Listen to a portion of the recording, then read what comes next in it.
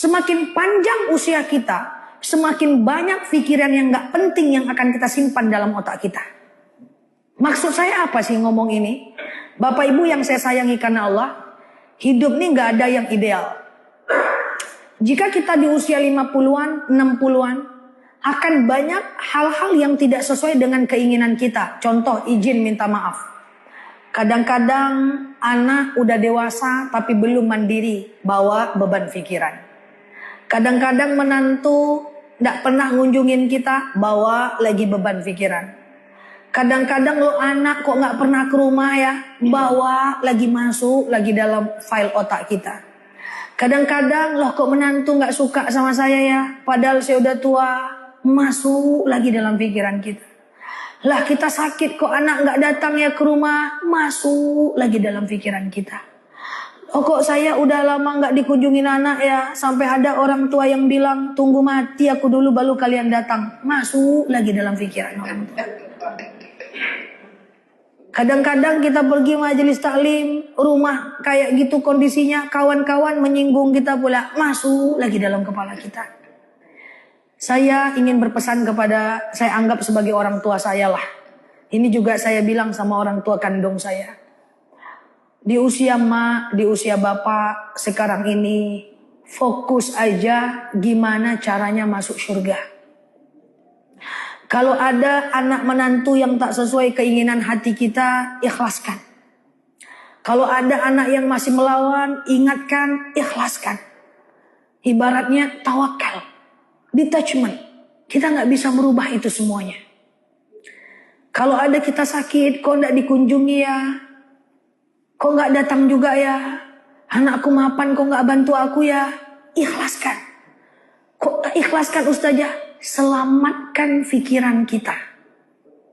Selamatkan pikiran kita. Hidup ini tidak ideal Bapak Ibu. Saya sangat mengkhawatirkan banyak orang tua yang itu mereka pikirkan.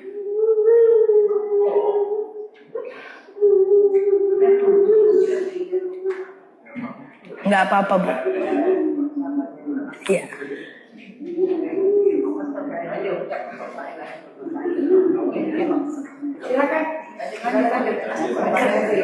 Nanti saya ke sana ya. Aman ya Bu? Insyaallah. Enggak apa-apa.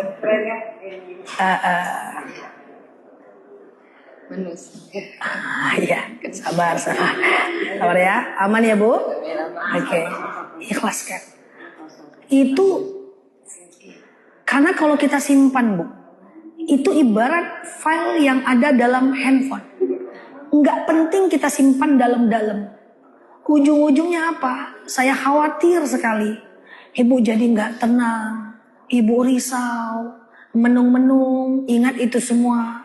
Yang paling saya takutkan kepada orang tua.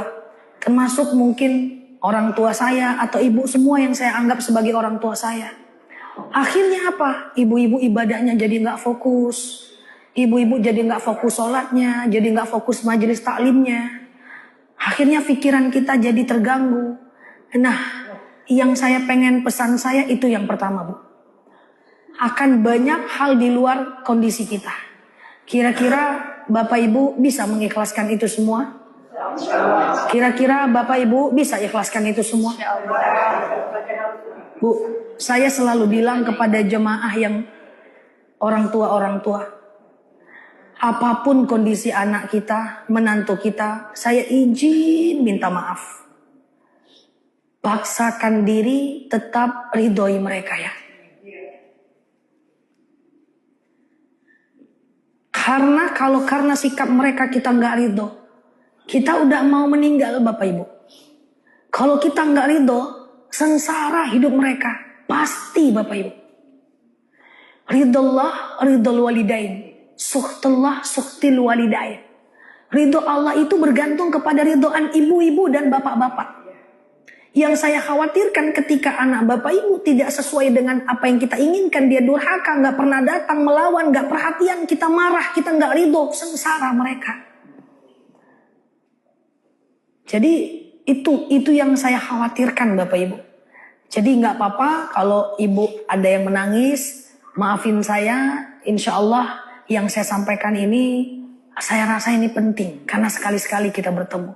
Sehingga ibu-ibu yang udah di usia 60-an, 50-an itu bisa lebih tenang. Yang nggak penting itu dikeluarkan. Wah, yang ujian-ujian hidup tuh keluarkan semua dari handphone kita, dari kepala kita. Lalu kita akan lebih tenang.